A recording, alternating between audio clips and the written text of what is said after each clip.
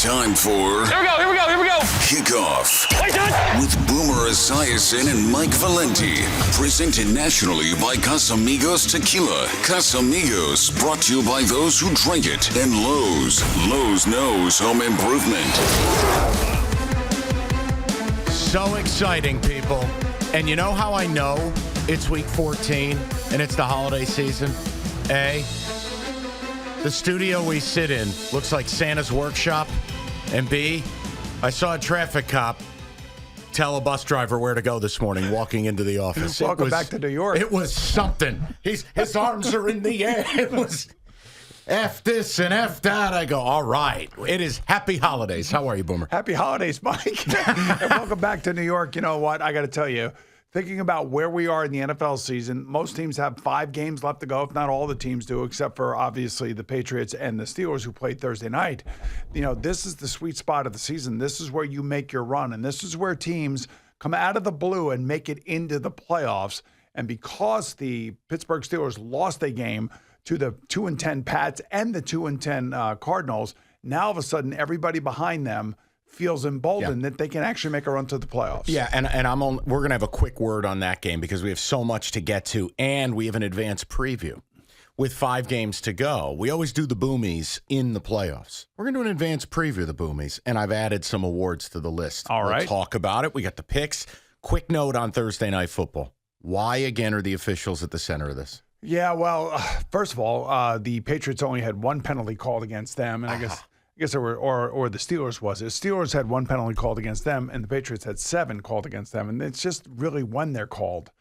This is why they become center stage. If you I know a snap infraction, essentially. Come on, that was ridiculous. What actually. are we doing? That's ticky tacky without question. So here's I think what goes on, Mike. I think the NFL pays attention. They pay attention every single week, and they pay attention to the reaction by the fans on social media and by people like you and me who get a chance to talk about it. And I also think that they've tried to kind of get the officials to think like football players, like as if you were playing the game, does this really play mean something? Now, if you wanted to look at that Chiefs and Packers game, you could say there was missed calls in that game. You think? Right. But again, I think the officials are being told, try to let the fellas play some ball here and let them go out there and see if they can do that. And sometimes now these officials are going to be wrong on the other side by not calling. Yeah. Overall, I think it how do I put this politely? Because it is the holidays. I think we're lacking consistency, and I think we're lacking some quality. NFL officiating has to be better. This is the best league in the world. This is the best sport in the world. Guys, we got to be a little bit better here. So I've talked to referees who have since retired who've said the same thing that you just said. Okay. That the quality of the officiating has gone down. And that's just because of the lack of qualified candidates, to be honest with you. Right. Who wants to do the job? It's not an easy job by any stretch of the imagination. Nobody says it is, especially for those of us who sit at home and get to watch it in slow motion and know what the call should be right away. Let's get to the rundown. The NFL Rundown. Never have I been more excited to do the rundown here. Because one little show told you that the Niners were going to bully the bullies. We got to start with it. To me, Boomer, that's the most impressive singular win of the season, league-wide. Agreed? Yes. And it didn't start out that way for the Niners offense, who only had 3 plays, I think, in the first quarter. And then all of a sudden, it kicked into high gear. And, Brock Purdy is right there with Tua Tagovailoa, with Dak Prescott, I think with Tyreek Hill, right all there at the MVP level. He's playing quarterback exceptionally well. And, the beauty is that when he, McCaffrey, and Deebo Samuel are on the field, they're 16-0 together, and they've scored 529 points. Think about that for a second.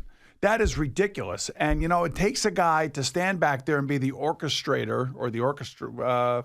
That's what I say. I'll go with it. He's orchestrating the offense. Yeah, that works. So he's the lead, the head guy, and somebody's got to make those throws. But, man, Deebo making people miss. You can't tackle that guy in the open field. You know what it is, That's though? what's amazing. The mark of a great team to me, there were 2 moments in that game, Boomer.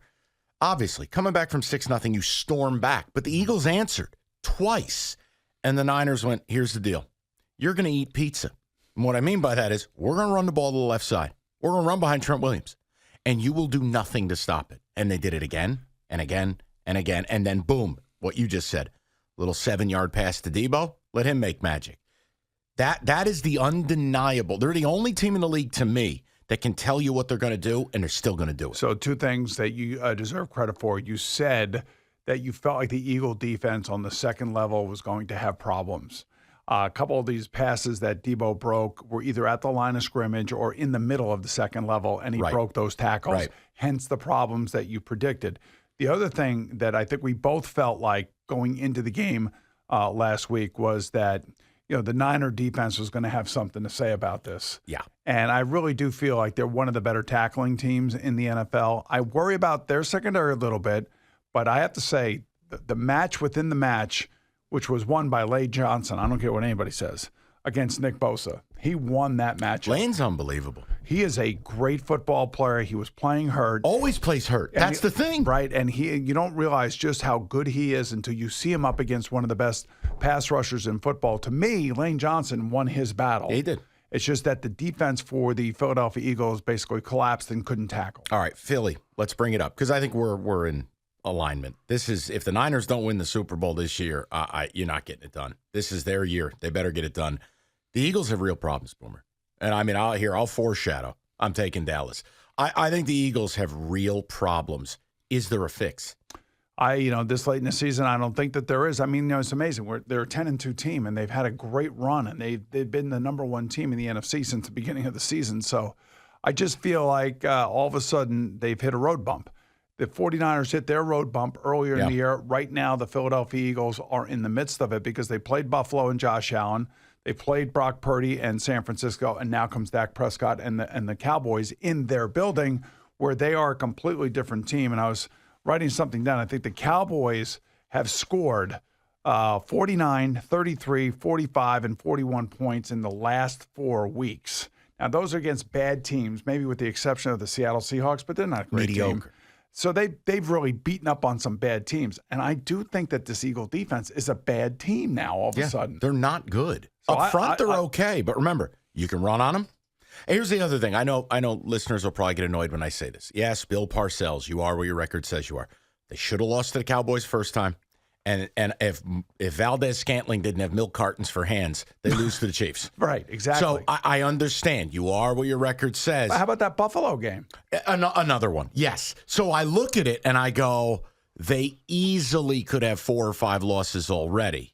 So, Boomer, I'll tell you, I'm almost ready. If Dallas wins this week, and I think Dallas, you got to move them above Phil. I think Dallas wins the East. Well, the thing that's really shocking is the fact that the Eagles have given up 76 points over the last 2 weeks. Now, they were to 2 good offensive teams, San Francisco and Buffalo. But, man, to give up that many points back-to-back in your building. By the way, they were playing home in both of these games. Oh, I know, because we had Dom Disandro all over the TV. Yes, we did. I mean, boom, enough. Enough. So let me go a little inside football here. You can't do anything at the vet on the field without Dom Disandro knowing about it. He is the head of security. He got himself embroiled into what is unfortunately a bad situation. It's a bad look. There was another memo that went out about personnel on the sideline that are not in uniform, that are not attached to the team specifically as coaches or players or trainers. And there is a memo that went out, and I'm sure that the Eagles will get fined for this. But he is the man in Philadelphia, and make no mistake about it. I'm aware. Listen, this game was intense, man. I know, but I don't need revenge. This was the guys were jawing at each other the whole way, and I know Dom is right in the middle of it. I don't need you getting with Dre Greenlaw. Okay, relax. And if you ask me, he did the Eagles a favor. He did. That's a great trade. It's a great trade. I love that trade. Head of security for All-Pro linebacker. Yes, great trade. Packers. I thought they'd play well. I couldn't predict them to win. I want to go through this. First of all, Jordan Love, you as the former quarterback, what are you – I feel like it's real. It is real. That performance against Kansas City the other night was really good, really special. And with 10 weeks to go in the season, if you remember, GM Brian Gutekunst basically said, we got 10 games to find out who our quarterback is, because he was asked a direct question about Jordan Love's development. And all of a sudden now he's 4-1 in his last 5, 3-0 in his last 3. In his last 3, 8 touchdowns, 0 interceptions. And 2 of these throws that he makes against Kansas City, one on 4th and 1 and the other one for a touchdown at the back of the end zone to Watson, were beautiful throws. He stayed in the pocket. He read the defense, knew exactly where he was going, and dropped the balls right where they had to be thrown. To me, that's a kid that finally is getting it, understanding it, and he's gotten better as the season's gone on. So I think they're a real team, and this could be one of those teams that comes out of the pack that's been struggling pretty much, 3/4 of the season up to this point, and now all of a sudden it's pedal to the metal time, and they got the Giants on Monday night. So they have to win the Monday night game, and the next thing you know, they're going to be right back in the playoff mix, and don't be surprised to see them traveling on playoff weekend. Yeah, and Boomer, maybe it's an overreaction, but I saw it firsthand what they did to the Lions on Thanksgiving. You watch what they did to the Chiefs. They're getting healthier, right? Devondre Campbell got back in the lineup. Jair Alexander. Boomer, you could have a 3-6 matchup in the playoffs with the Packers visiting the Lions. I told my listeners in Detroit, you don't want that. No, you don't want that. You do not want that. And here's the last piece to it. Yep. They're calling the way that this thing looks. This is what LaFleur always wanted to do. You couldn't do it. He had to make concessions to Aaron. This is now his offense, and it all makes sense now. And all the secondary weapons, that's a credit to both LaFleur and Love, where Wicks, Jaden Reed, all these secondary guys. I got to tell you, I'm really impressed. I will say that Aaron had his guys in Green Bay. A lot of these guys weren't his guys. Yeah. It's going to be a Hall of Fame quarterback. It ended ugly in Green Bay. He made it difficult on everybody there except for a couple of his buddies. And now finally there's a breath of fresh air. Looks there's a young quarterback that's listening to his coach, not getting in the way, not being an impediment of growth to younger players. And they're blossoming. And they are blossoming right before our eyes. Chiefs, are they more vulnerable than anyone's willing to admit? You believe this, that Patrick Mahomes has never played a playoff game on the road outside of the Super Bowl, which is a neutral site, and they're going to have to go on the road. I don't see how they're going to get the number one seed. I mean, look, he's the greatest player in the game today. He's an awesome, he can beat anybody any given day, but he just doesn't have the same type of people around him other than Travis Kelce, and even Travis is a little bit distracted. I mean, you would be distracted too. Yeah, but if you had that going on in your personal life. Look, it's one of those deals. It's week 14. You kind of are what you are. I've waited 3 months now for them to, quote, get it right on offense. I said to you last week, they're a defensive football team. It's uncomfortable to think about it. They're going to have to win games 20-17. Yeah, you know what I like? I like the way that Brock Purdy, Dak Prescott, and Tua Tagovailoa are playing the position I used to play. And the way they're playing it is drop back, read a defense, get rid of it. When I watch Patrick, I watch Jalen Hurts, I watch a couple of these other quarterbacks, Josh Allen is doing it too. There's a lot of hero ball. There's not a lot of quick decision making, getting the ball out of my hand and let my playmakers go do the playmaking for me, maybe because he doesn't have quite the playmakers that he used to have. Right. And they won a Super Bowl with this group, by the way. I know. Which is really amazing. And their defense is better than it was last year. Sean McDermott, this is something to me. I was talking with Mr. Eddie Scazzeri, the legend, earlier. Who was sitting on this for 4 years? So McDermott, a 20,000-word piece in a team meeting. He's been forced to address it. He talked about team building and organization and of all the things he could use. He didn't use Normandy. He didn't use, Remember the Titans. He used 9/11. But Boomer, here's my question. Are we at a point this guy's going to lose his job for this? I hope not. I lost over 200 friends on 9/11. You know that. My foundation offices were in the North Tower on the 101st floor. And while it is insulting, it's not something that a man should lose his job over. I don't know what the total context of why he brought this up. It's like bringing up, the Holocaust. Why do you bring up Hitler? Why do you bring up the Holocaust? Why would you bring up anything about that unless you were truly being saying something negative about that, which is what we all should be saying. So, look, Sean McDermott is a quality guy, quality coach, bad choice, and I don't even know how it even gets out of the meeting. Well, that's there's a couple things. I get so tired of cancel culture. To err is to be human. He made a bad choice. Noted. It was stupid. Also noted. But my thing is, I don't understand how a mistake costs you your job when you make a bad choice of word. Yes, you can apologize for it. You move forward. I can't sit here and tell you he should be fired for this. I can tell you he probably should be fired for wasting the Bills Super Bowl window and ever employing Leslie Frazier. That's my opinion. That's a different story. Right. I mean, that's legitimately looking at the football program. I don't know how this story gets out. 2 apologies this week, one from him and one from another guy we'll get to really quickly here.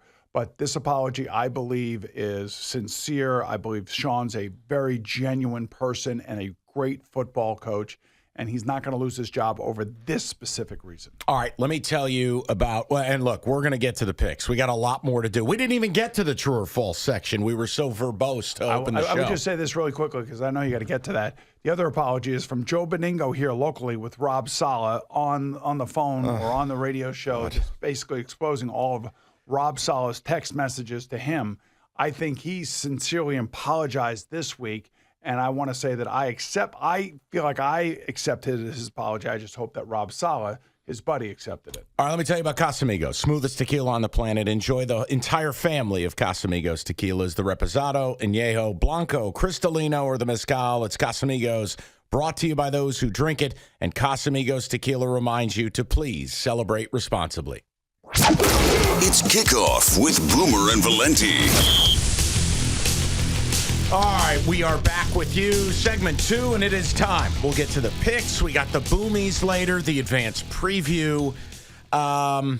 This week is going to be very difficult, Boomer.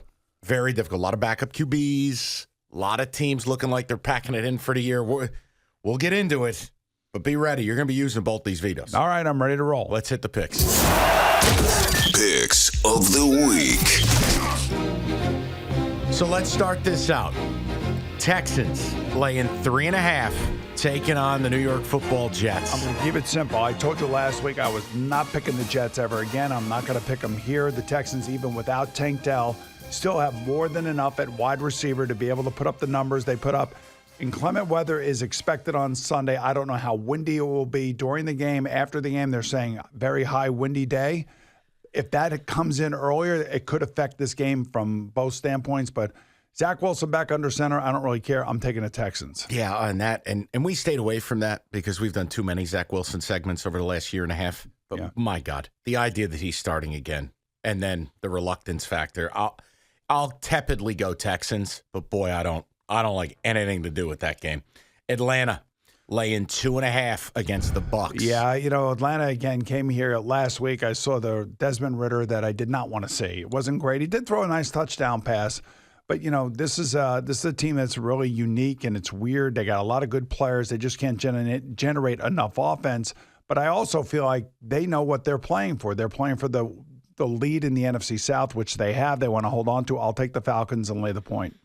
It's such a difficult spot for me because it's division. It's late in the year. I usually opt for the dog. I hated Tampa's performance against Carolina last week. I mean, congrats. You won. It was hideous. Yes. I'll go Atlanta, but I'm violating my code. I don't like Arthur Smith as a favorite. Lions, weather expected in this game. Lions laying 3.5, travel to the Bears. The Lions have a real hard time stopping Justin Fields from running all over the place. He just kills them with his legs. Yep. I do not like where the Lions' defense is. I don't like the injuries that they have sustained, especially along the defensive line. They are the better team. It is outdoors, however. I'm going to take the Bears, and I'll take the points. Yeah, and one note, Boomer referenced it. Aleem McNeil is not a name a lot of people know, but if you look at the handful of the best defensive tackles in football this season, the Aaron Donalds, the Quinnen Williams, the Dexter Lawrences, Aleem McNeil is right there. He's on IR. Then you factor in it's Jared Goff and those tiny little hands outside. It's a thing. Jared Goff's done a hell of a nice job, but Jared in the weather is bad. It's amazing. Radio is great because we have to talk about it in real time and we have to react to things that we see. 3 weeks ago, we're talking about Detroit. Are they a legitimate Super Bowl? I know. Guilty. Team. And I told you back then that they weren't because I felt like their defense wasn't. Correct. And that's kind of shown itself now the last 2 games. And the defense has gotten worse. Boomer, I'll take the 3.5. I'm taking the Bears. Okay. Browns. Laying 3 against the Jags. If you had Joe Flacco versus, what is it? CJ Beathard on your bingo board, you win. All right. So last year, Patrick Mahomes played with a high ankle sprain. We were all amazed at how well he played, how effective he was. I'm wondering if Trevor Lawrence called up Patrick Mahomes and said, what did you do and how were you able to play with that? And I'm wondering if they talked. I would think that they did. I can't confirm that, but I would hope that Trevor would reach out to him. Even if Trevor were playing in this game, I think the Browns need this one terribly. So did the Jags, for that matter, after losing to the Bengals on Monday night. I don't think that Trevor is going to be the effective Trevor, so I'm going to take the Browns here. Also, Christian Kirk. Yeah. Another injury. I was so disappointed in the Jags. How do you get ripped apart by Jake Browning? And I mean, it wasn't Jake Browning being decent. This was Jake Browning. He looked like Johnny Unitas. I'll go Browns here. This defense, and I don't know what I'm getting from the Jags on offense. Give me the Browns. Colts laying 1.5 to the aforementioned Jake Browning-led Bengals. Yeah, so you're the Bengals, you're the Colts, you're the Bills. You're sitting there and you're watching Pittsburgh lose, both to Arizona and to Pittsburgh, and now all of a sudden you have a chance. You have a legitimate chance, and the Bengals are one of these 500 teams. Man, T. Higgins is back. He's healthy. Jamar Chase looks like he's on a mission. Joe Mixon had an unbelievable game against Jacksonville on Monday night. Mm-hmm. I'm going to take the Bengals because I think they have a little bit of an uptick now, and they know that they have a quarterback that actually can do it. So I'm going to take the Bengals, and I'll take the point, and I see the upset against the Colts. Yeah, and here's the other thing. 2 notes. A, Shane Steichen's done an unbelievable job with Indy, so this is not slanderous. I mean, if you told me he's coach of the year, I wouldn't argue it. But the Colts, that was a miraculous win. Not 1 block punt, but 2. Also injuring a holder, and you get a missed extra point out of it. It's crazy. The Colts really had no business winning that game last week. I'm taking the Bengals. I can make an argument that when things like that happen, that's a special type of season that is unfolding. You ain't gonna dare make that argument here. No, I won't. Okay then. Ravens laying 7.5, taking on the Rams. All right, so this is going to be a Baltimore. There'll be some weather here too. I think it's going to be wet on the East Coast. Matthew Stafford was amazing last week, and Puka Nacua playing with a bad shoulder. He'll be back in the lineup again this week. I mean, they're a fun team to watch. They man. are. And Matthew is not afraid to sling it all over the place. I'm going to take the Rams and the points. Really? Yeah. Okay, here's my issue with Now, that. you and I went through this Rams game last week. You almost had a nervous breakdown. I did, and I got the right game. I got the right team. It's hard for me because of the inclement weather, and there is inherent bias here, and I'm admitting my bias. Stafford outdoors, no bueno. All right, I'm changing. You got me changing. I witnessed this for over a decade in Detroit. You don't have to change. I'm changing. I can admit when I make a mistake. I'm not so egotistical that I think that I know everything, because I don't know everything. I know a lot of things, but I don't know everything. You could veto it. And yeah, I could veto, but the way you're talking about it is really making me lean towards. Well, how do you know that I'm not vetoing it? Because the way you're talking. What if it's just a sales pitch? Well, it was a hell of a sales pitch, and I bought it. We going with the Ravens? I'm taking the Ravens. All right, yes. Ravens. Sorry, Scones. Sorry about that. Saints. All you see back there is scribbles. Another week, another Ram game, another meltdown by Boomer. Yes, I don't know what it is about the Rams. Another cranial collapse. The Rams get By him. the way, if Lamar Jackson wants to get himself back into the MVP conversation, you got to get it strong going. 5 games here at the end of the year. Take your team all the way to the top of the AFC North and put up some big numbers. You'll be right back in the conversation. Saints laying 4.5 against the Panthers. I'm not taking the Panthers the rest of the year. They screwed my buddies, so I'm taking the Saints. Hold on. Simple as that. Panthers radioactive. Jets radioactive. Who else will you add to this list? Well, we got a few more here. Okay. I don't necessarily know. Yeah, there's one other one. I'm going to veto this. I cannot take a Dennis Allen-led team as a favorite. I can't. And I hated their performance last week. I know Derek Carr got hurt. My God, Jameis. Olave's wide open. Zzz, ball goes flying. Hey, look, I can't. I'm vetoing this, and I'm pretending this game doesn't exist. Vikings laying 2.5, traveling to Vegas. Boomer currently rubbing his forehead. This is exciting. Right, so I'm thinking about Brian Flores against Aiden O'Connell. That's what I'm thinking about. And I'm thinking about their defense getting all over this young man. This young man has actually stood tall. He's played really well, given the fact that he's a rookie. I think, however, Joshua Dobbs is going to start for Minnesota, by the way. And Justin Jefferson is going to be back for Minnesota. So I'm going to take Minnesota, and I'll lay the 2.5. I'm with you. And here's the other thing. You got the Antonio Pierce bump when he first got the job. And I'll always love Antonio Pierce because he was a great Giant here. But, I think the bloom's off the rose a little bit. Reality sets in. The Raiders are just a bad football team. I'm going to take the Vikings. Niners. This is how you know it's December, and this is how you know they're awesome. laying 10.5 in a divisional game against a wild card caliber team in Seattle. Yeah, I don't see Seattle's defense holding down this offense. I think this offense is rolling right now. It is smoking. I feel like they are on the mark, and they can just take apart any defense, even a defense within a division that they know each other. Any emotional letdown here. That was a huge game last week. I know. They're men, not machines. I'm thinking that, Kyle Shanahan recognizes this. I'm sure he is not taking the pedal off the metal. And, here's a guy, by the way, who wanted his player, Christian McCaffrey, to break a record and kept him out on the field trying to help him break a record. That tells you this is a guy that never lifts his foot off the pedal. I'm gonna take the 49ers, and I'll lay the points. Yeah, and I can't argue. If there's one team in football in a divisional game that's earned the right to lay 10 points, it's San Francisco. They look like a monolith. Chargers laying 2.5 against the Broncos. God, what? This is a tough one, man. What? 3.5. I'm taking the Broncos. 2.5. I feel like the Chargers are in so many. 6-0 last week. You got to be kidding me. Although the Patriots defense, I have to say, the last 4 weeks it's been pretty good. What about a veto? I think I'm going to veto this one. If I had to go with it, I think I would go with the Chargers, and I would lay the points. If you forced me to select this, it's probably the Broncos. Okay. My issue with this, too, for all the sunshine we're hearing about Russell Wilson, this team still can't score 20 points a game. Yeah, and plus he fell back into the Russell Wilson kind of situation last week. He's another one. He's always a secondary quarterback, meaning very rarely does he just sit in there and just let it go. He always has to run around and make a play, and that's who he is. That's when they talk about letting Russ cook. But that's not the way you're supposed to play the position. That's like letting Russ act. Did you see the sandwich commercial? Yes, Please. I did. Yeah. And the Chargers, you just played a 6-0 football game. I couldn't go either way here. If you forced me, Broncos, Scones, it's a veto. Chiefs, Bills.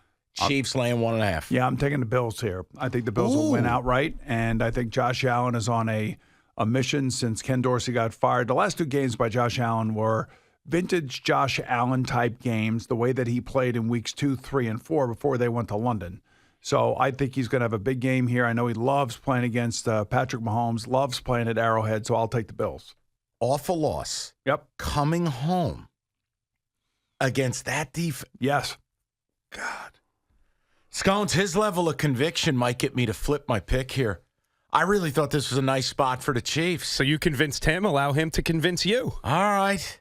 We're a couple of vacuum salesmen over here. All right, Chiefs it is. I'll take the Bills. Okay. I'll go with it. I can't believe this just happened. All right, Dolphins laying 13 to the Titans. Welcome to December, everybody. Right, exactly. Welcome to Will Levis-time, who can't, ever since his 4-touchdown game, really hasn't done much. I know last week was a crazy game. That game was insane. It was nuts. And I don't know where they are now in their mindset with all the injuries that they've had, obviously the problems on special teams. I'm going to take the Dolphins here. I'll lay the points. I think the Dolphins score 34 points in this game. No, and plus, you and I have said it. Our mission is to get Eddie Scazzeri to Miami for a home playoff game. Yes. We're speaking this into existence. Eddie, pack your bathing suit. Dolphins, lay the 13. This is so sad. Packers laying 6.5 to what used to be the New York Football Giants. Yeah, but the New York Football Giants are great. I love the fact that Brian Daboll's given Tommy DeVito another game. I don't know where this is. I don't know what he's all about. But I love the fact that these unknown players like Brock Purdy, Tommy DeVito, Aiden O'Connell, guys like that. I mean, I just appreciate the stories. Bayesian? Yeah, but my man Tyson earlier in the year. I love it. Boy. But I love stories like that because these guys are fighting. They love it. And Tommy DeVito had a chance. I found this out this week. He had a chance to sign with the Washington Commanders. When was this? Early on, before the season started. But he took less money because he wanted to be in Jersey and he wanted to be with the Giants. I'm taking the Giants and the points. God. All right, can I just say this before I pick the game? Yes. It doesn't make me a bad person. No. Can Tommy DeVito play well but just lose with dignity? Please. You want the high draft pick. Boomer, what choice do Giant fans have? Their quarter. You know what? If you keep winning games, you know what your future is? Daniel Jones in a neck brace, week 1. Okay, here's the They're deal. going to have to wheel Daniel Jones out there. You can't. It's not fair. Well, here's the deal. You are a Giant fan. I am not. I appreciate the Giants. I respect the Giants and the Jets, but you're the fan, not me. So I look at things objectively. I think that Look at it objectively. What's better for the health of the franchise? Well, losing would be. Thank you. So, but I think they're going to cover. I didn't say they were going to win. I think they're going to cover. I'm getting 6.5 points. All right, listen. So here's the deal, Chief. When you talk like that, I know the Giant fan out there thinks that's coming from me, and I just get hammered. Like, you hate the Giants. You hate the Giants. No, I don't hate the Giants. You played for the Jets. They're always going to say that. Yeah, but I don't hate the Giants. I respect the Giants as as a franchise and everything else. But their last 10 years. Well, then let him come after me. I hate the Giants, and I'm a Giants fan. Me. Yes. I need a quarterback. Tommy Cutlets. Stop it. Packers lay the 6.5. Blow the doors off this team.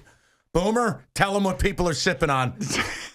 Had it. You're going to need some right now. I've had it. So what goes great with football? It's Casamigos Tequila. Of course, Casamigos brought to you by those who drink it. So make sure you have plenty on hand for the Week 14 games.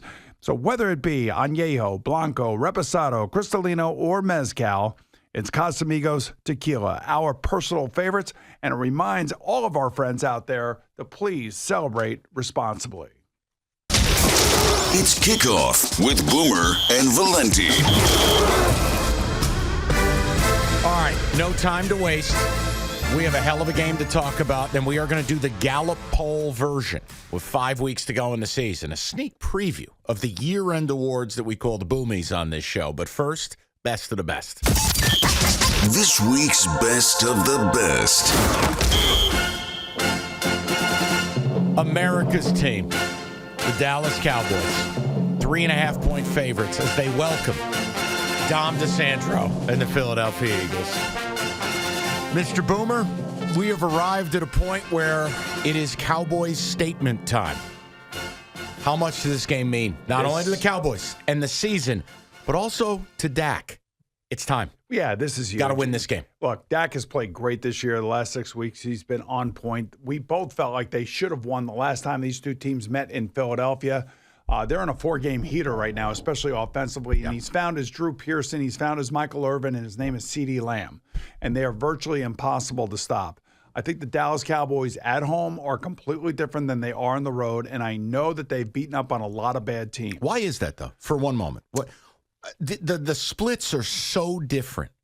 Why is that? Well, I also think that's the teams that they're playing against. You know? Okay. So, and they're playing against some bad teams. I mean, you beat the Giants, you beat the Commanders, you beat the Seahawks, who are an okay team but not a great team. So, this is the real test for them. This is their test to put the stink of the 49er loss earlier in the season in the rearview mirror. And they got to come out and they got to come flying. And I think they will be. I think their fans are going to be just fired up. And like I said, revenge spot for them. And look, they've scored 49, 33, 45, and 41 points in their last 4 games. As I said earlier in the show, the Eagles have given up 76 points to 2 good offenses in the last 2 weeks in their building. So you're going to sit here and tell me that there's any way that the Eagles are going to be able to keep this game close? I think the Dallas Cowboys will win this game, and I think they'll win this game going away. Maybe an, oh, by the way, touchdown for the Eagles at the end, but I do think that the Cowboys are at least scoring 31 points here. Yeah, and it's a spot. Like we talk about this all the time, guys. There's certain weeks and certain games. It's not a setup, but it's a spot where one team is supposed to win that game. And Boomer just highlighted it. They're Cowboys at home, lying in wait. They're right here for it. Eagles, that's an incredibly physical game against the Niners. It's like in college, you play Alabama, they beat you twice.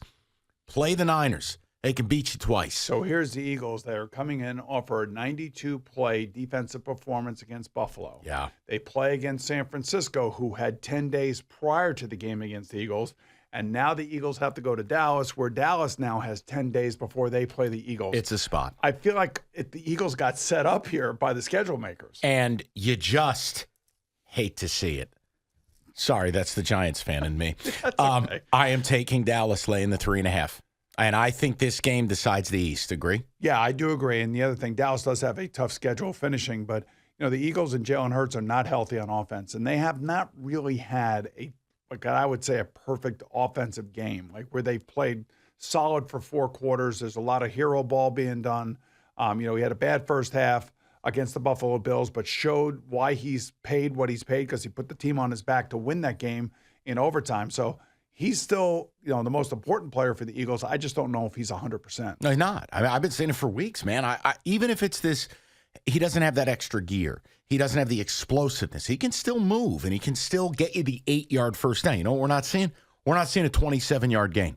We're not seeing the explosiveness, and the passing game is not in rhythm. There's something missing there. Yeah, because he's not doing it on time. Like I told you, he's not sitting in the pocket and reading the defense and throwing it to open guys. Like I told you, I gave you 3 examples. Brock Purdy, Tua Tagovailoa, and Dak Prescott are all doing that or have been doing that. So that's what he needs to learn. And for some reason, he is bailing out of the pocket way too early on a number of pass plays. That's tragic. Just hate to see it. Yeah, I'm sure you do. Hurts your heart. So we're both taking a Cowboys. I am. I think you've said it all. Let's go to the final word. Kickoff with Boomer and Valenti, presented nationally by Casamigos Tequila. Casamigos, brought to you by those who drink it. And Lowe's. Lowe's knows home improvement. The final word. So this is like a Gallup poll, if you will. This is a preview. With 5 weeks to go, we call it a stretch drive preview of the Boomies, which we normally reserve for the postseason.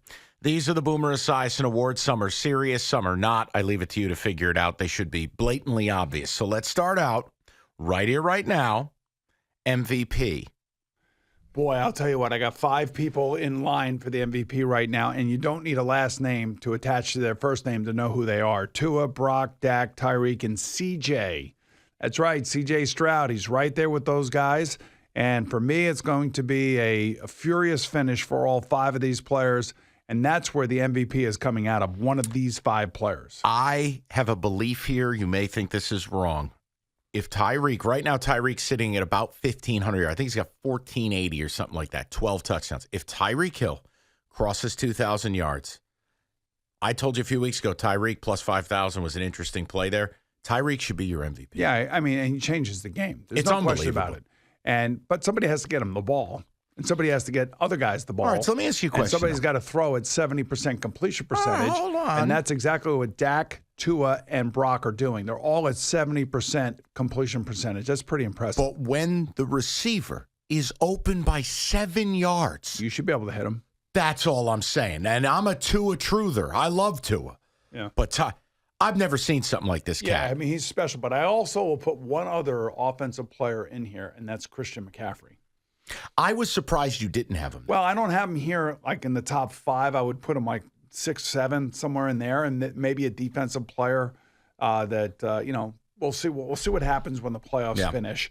But for me, anyway, the top 5 are the 5 I just gave you, and then Christian McCaffrey. I need you to pick one. I need the Boomy Award. I'm going to go Brock Purdy. Oh, come on. Oh, he I'm going does Brock it Purdy. again. He says it to hurt me, Scones. That's what that is. All right, my vote would be Tyreek Hill. Okay. The Couch Potato Award is granted to the player who has shown the most egregious lack of effort in a singular moment this season. Deontay Johnson, a wide receiver of the Steelers. That's easy. I mean, we all saw it. He saw it. He had apologized to his players, teammates. I don't know if it did any good watching him still. He looks like he's checked out. But how does that happen at this level? He's frustrated. He's not getting the ball. He doesn't have a quarterback that can get him the ball, doesn't like the offense, doesn't like his involvement in it. So he basically, whines on the field by not playing, not showing effort. And it's also a reflection of Mike Tomlin, unfortunately, just dealing with these things without sitting a guy down and taking his uniform away from him and not letting him play. It's a bit of a dirty secret, too, as they did it for years with AB. Look, it's production intolerance, and I don't think he's that productive to be that tolerated. All right, the Offensive Rookie of the Year. That would be C.J. Stroud, and that's an easy one. It is. I mean, he is just amazing what he's doing, and he's going to play in clement weather on Sunday against the Jets, but I do think he's far and away won the award already. He can miss the rest of the season. Can I offer you just an off-board, Sure. like a, hey, thanks for coming. You're at the award ceremony, but Yep. you have no chance of winning it? Sure. Sam Laporta. Yeah, 100%. A great tight end for the Detroit Lions. It's had a fantastic season. Will continue to be, a big part of their offense. But C.J. Stroud's the quarterback. Yeah, no doubt. No, you want something fun, historical-wise? Players in their first 12 games who have had at least 50 catches, at least 625 yards, and at least 8 touchdowns. It's Justin Jefferson, Anquan Bolden, Colston. I'm spitballing here. It's the other Saint, Michael Thomas, and Sam Laporta. Wow. That's crazy. That's pretty good company. And believe me, CJ Stroud is in a lot of good company too. No doubt. I wanted to shout out the tight ends. They don't get enough love. All right. The Adam Gase Award, which is awarded to the person who had either the most bizarre or ridiculous press conference moment of the season. Well, there's a lot of them. I mean, I could probably go Bill Belichick anytime he loses. I could go Mike McDaniel anytime he walks in and says a joke and nobody laughs. But I think the intensity of one in particular would be that of Brandon Staley, when they were asking him as to whether or not he was going to continue to calling the defensive plays for the Chargers. I think it would be Staley, that moment of stop asking me that question. I'm calling the defense. Yeah, we know you stink. Or McDaniel in Frankfurt, Germany, walking in and deadpanning the press pool with, I know, you thought I'd be bigger. Or whatever he said. Well, you could actually take any of the Mike McDaniel press conferences and put it up there because they're actually all fascinating. Defensive Rookie of the Year. Got to be Jalen Carter of the Eagles, I believe. Maybe Devin Witherspoon, the defensive back out in Seattle, has made some amazing plays. I lean Witherspoon just because he's not surrounded by all the awesome that Carter is up front with the Eagles, but Carter has been. It ain't a Bible to me, but it's a reference point. He is a top 5 defensive tackle on Pro Football. Well, you know what happened to him in college. He fell into the laps of the Eagles. They took a chance. They always seem to take chance on players that have some issue in their life here or there. But I will say that he has lived up to it. And, you saw him running after Josh Allen a couple weeks ago. Yeah. I mean, that's the lasting image that you have a 340-pound guy running after Josh Allen and almost getting it. It was twice in that game, too. Jordan Davis pulled it off as well. Yes, it was he did. Crazy. The game of the year. That Bills-Eagles game was pretty impressive. Back and forth they went, quarterback, making plays in the second half. Jalen Hurts finding his game. Overtime. To me, that feels like that would be the game of the year, and it's the most recent one that makes me feel that way. I want these 3 hours back when I'm on my deathbed game of the year, meaning worst singular use of 3 hours watching football this fall. Can I give you 9 hours of watching What is it, football? every Patriot game? Yeah, it's basically Indianapolis, they lose 10-6. It was the Giants, they lose 10-7. And it was the Chargers, they lose 6-0. That was the 3 games in a row that they just lost right prior to beating the Pittsburgh Steelers. And all the rules are geared towards the offense. It's supposed to be easier to score. I mean, their defense has been amazing. It has. It has really been amazing, but their offense is just impossible to watch. The Hamburglar Award, given to the player just stealing money. Well, I got 2 guys on this list, but they both got hurt, so I feel bad about this. And that would be Daniel Jones and Aaron Rodgers. But they're both hurt. They're both being paid a lot of money. I was shocked that Daniel ended up getting $82 million from the Giants. I don't want to pick on guys that got hurt because, you never know whether or not they can come back from either one of these injuries. But Aaron Rodgers is making enough money with his weekly spot with Pat McAfee, so I don't feel so bad for him. Fair. And look, Jones wasn't good when he was healthy. I mean, to be fair. I mean, these are big money guys, and I'm sure that there are a few other guys. You want a stealing money award after his ridiculous comment about dominance? How about Evan Neal? Yes, he had some problems. I could also say Jordan Whitehead of the Jets, who basically compared his defense to the '85 Bears. Not a good idea. Right. This is the Boomer Esiason deal here. The I wish I started award to the league's best back. I'm not giving it to Tyson Bagent. I know you think that's where I'm going, but I'm going to go with Aiden O'Connell of the Raiders. He won a couple games when Antonio Pierce took over. He's been out there the longest, and thus far he's accorded himself exceptionally well. Second on this list. But he started the season as a starter, but then came in as a backup, would be Joshua Dobbs. Yeah, it was kind of a fake starter, though. It was like, hey, surprise, it's 24 hours before the year, and you're starting. Welcome. But he was starting for the Cardinals before he got traded to the Minnesota Vikings, where he didn't get into the game until Jaron Hall got hurt, and then he went in and won 2 games, which was amazing. But I'm going to give it to Aiden O'Connell just because he's a younger kid, and he knows not what he's been doing. Scones, do me a solid. I want you to save these. 5 weeks from now, we come back and we're gonna have real awards. It's gonna be beautiful. It's gonna be Swarovski crystals. All right, that is Kickoff with Boomer and Valenti. We are back with you next week. Week 15 in the National Football League. Can't wait to do it. Talk to you then. It's Kickoff with Boomer and Valenti.